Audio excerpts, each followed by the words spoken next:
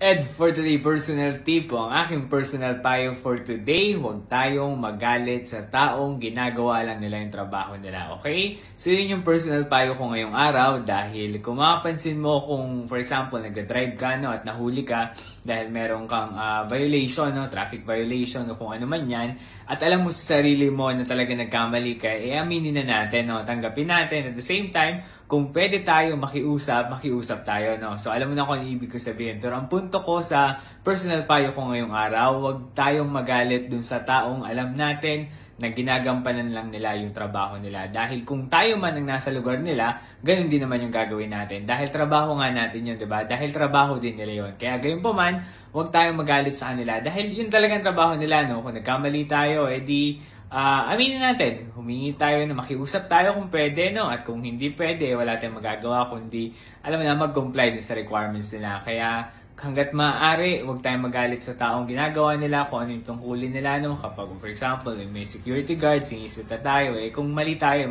no? Humingi tayo ng paumanhin at sumunod tayo. Ganun lang naman kasimple. Basta huwag tayong magagalit dun sa mga taong ginagawa lang naman nila yung trabaho nila. Okay? Kung nagustuhan mo itong payo na ito, baka pwedeng pakilike and share ng video na ito. Pwede mo na palang i-follow yung FB page ko na Ed for Today at pwede mo akong i-follow sa TikTok at i-subscribe sa YouTube. Yun lamang. Salamat!